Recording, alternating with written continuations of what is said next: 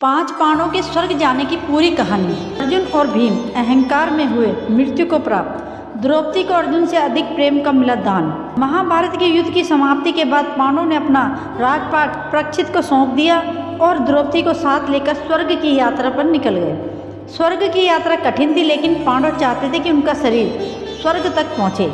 हालांकि रास्ते में कुछ ऐसा होता चला गया कि एक एक करके पांडव नीचे गिर गए, यानी कि मृत्यु को प्राप्त हो गए। बद्रीनाथ धाम से आगे बढ़ने पर पांडवों के साथ क्या हुआ?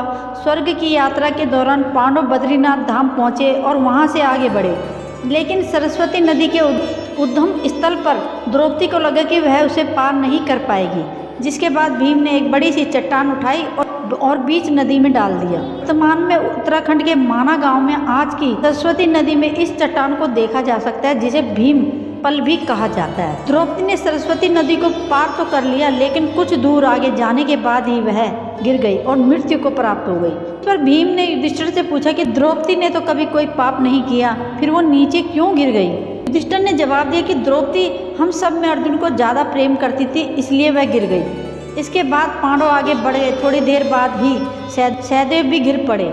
भीम ने पूछा कि सहदेव क्यों गिरा, तो युधिष्ठिर ने कहा कि सहदेव खुद को सबसे ज़्यादा विद्वान समझता था, इसलिए गिर पड़ा। कुछ दूर चलने पर नकुल भी गिर पड़े। भीम ने फिर सवाल किया तो युधिष्ठिर बोले कि नकुल को अपने रूप का अभिमान था, इसलिए वह गिर गया। इसके बाद अर्जुन भी गिर गए, जिस पर युधिष्ठिर ने कहा कि अर्जुन ने कहा था कि वह एक दिन में ही शत्रुओं का नाश कर देगा, लेकिन वह ऐसा नहीं कर सका। उसे अपने पराक्रम पर घमंड हो गया था, इसलिए गिर पड़ा। अब बचे युधिष्ठिर और भीम। दोनों आगे बढ़ते गए कि तभी भीम भी गिर पड़े। भीम ने गिरते समय युधिष्ठिर से पूछा कि उनके साथ ऐसा क्यों हुआ, तो युधिष्ठिर ने कहा कि तुम अपनी शक्ति का झूठा प्रदर्शन करते थे, इसलिए तुम्हें भूमि पर गिरना पड़ा। स्वर्ग की यात्रा में इकलौते बचे युधिष्ठिर के साथ क्या हुआ?